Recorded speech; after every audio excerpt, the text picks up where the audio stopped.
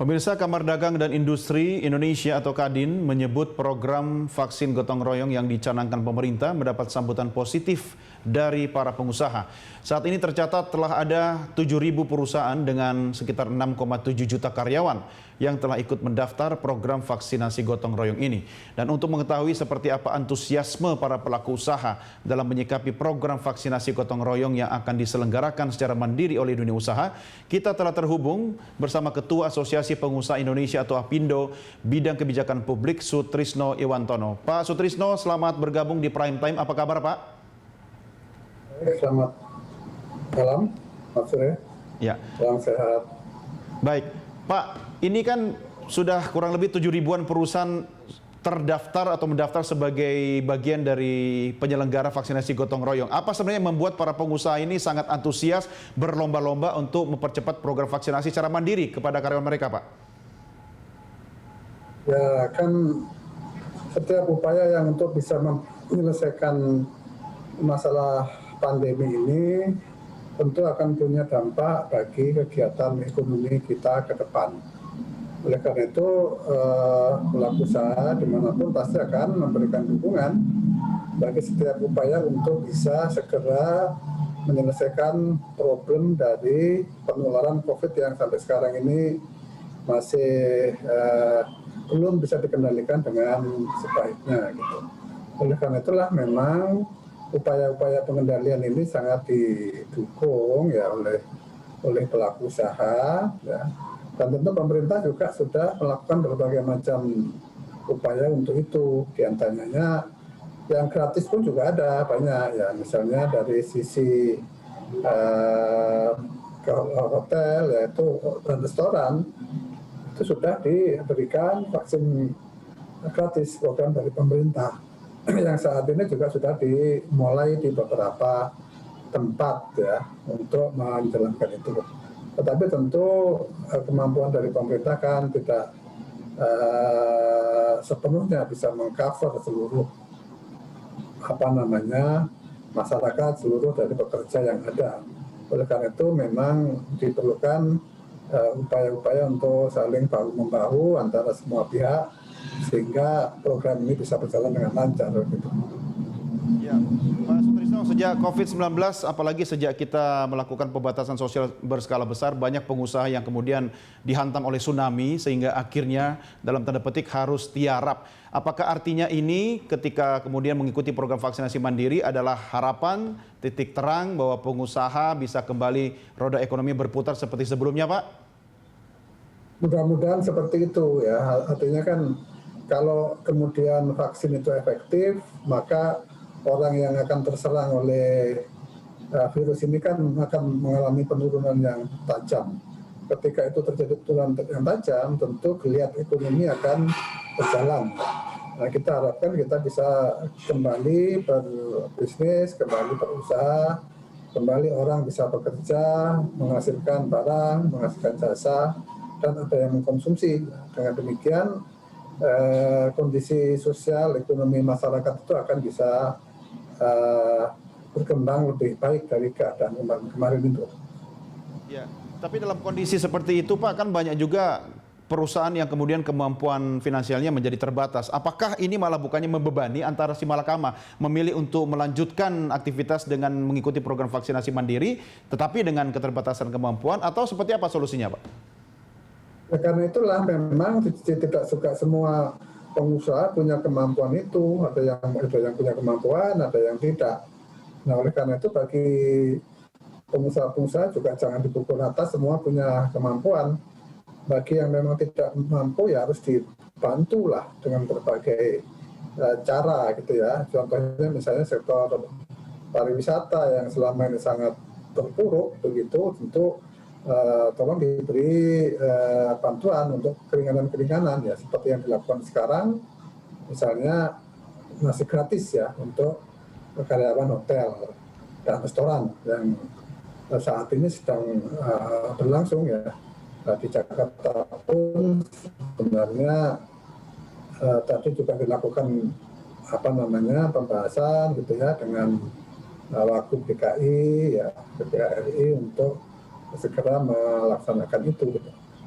makanya memang harus dimulai dari tempat-tempat yang tingkat prevalensinya itu sangat tinggi, tempat yang klasternya itu tinggi. Dengan harapan kalau di daerah-daerah semacam itu, daerah zona merah itu segera bisa dipadamkan apinya, maka tentu kemungkinan penyebaran di daerah lain itu akan sangat bisa dikendalikan gitu. Ya, Pak, dari 7.000 perusahaan yang sudah mendaftar ini kan kurang lebih 6,7 juta karyawan yang akan diikutkan dalam program vaksinasi mandiri. Nah, ini kalau bicara soal koordinasi antara pengusaha atau mungkin ada keterlibatan asosiasi di sini dengan pemerintah agar program ini bisa berjalan dengan baik. Apakah ada batas atau pagu nanti maksimal berapa banyak jumlah karyawan yang bisa diikutkan atau teknisnya seperti apa? Sudah sampai sejauh mana dibahas ini, Pak? Saya belum tahu persis ya, karena memang semuanya kan masih ongoing ya. Jadi tentu selama ini pemerintah kan selalu mengajak ya asosiasi dunia usaha untuk membicarakan, untuk membahasnya.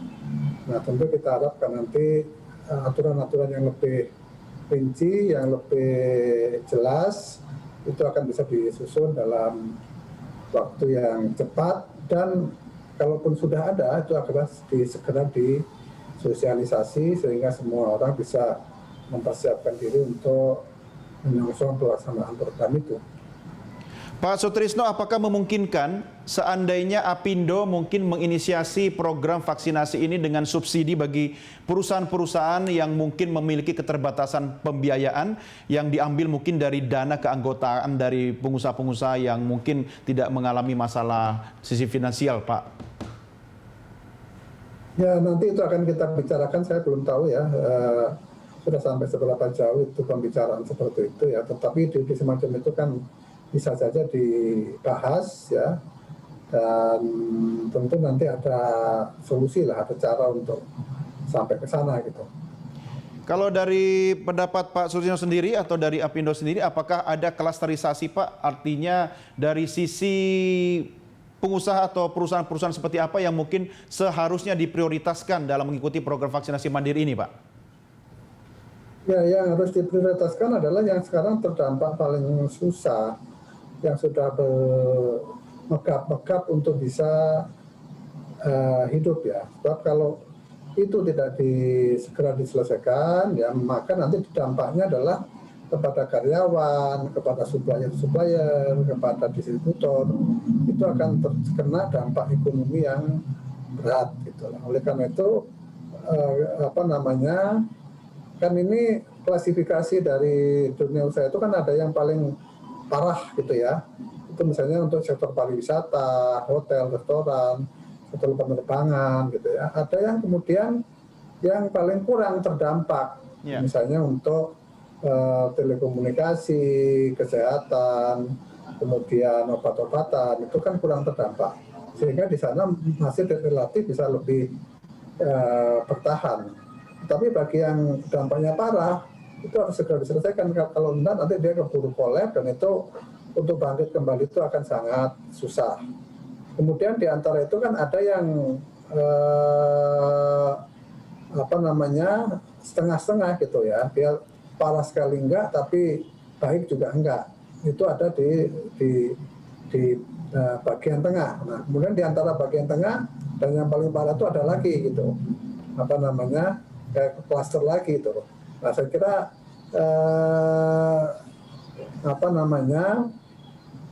klasifikasi semacam itu sebenarnya pemerintah juga sudah punya gitu.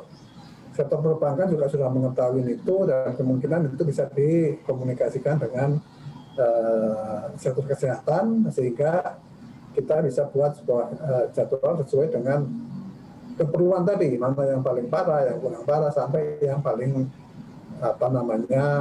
sehat lah dari sisi bisnis gitu. Pak Sutrisno, menurut Anda perlukah misalnya pengusaha di bidang industri misalnya atau di sektor industri yang sekarang kalau kita lihat ya banyak di kawasan industri itu kondisinya mati suri sehingga memberikan multiplier efek kepada bukan cuma kalangan pengusaha tapi juga karyawan dan keluarganya.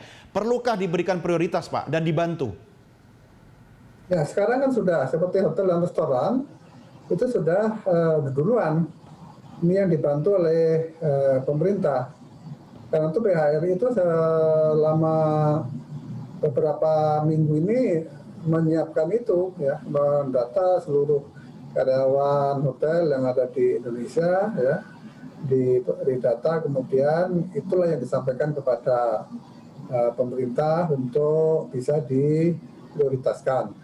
Di beberapa tempat seperti di Bali itu sudah dilaksanakan, dan itu juga misalnya dihadiri oleh Menteri Paparekraf gitu kan. Kemudian juga di provinsi-provinsi lain itu sudah sedang proses, ya, termasuk Jakarta ini juga dalam proses untuk segera melaksanakan vaksinasi ini.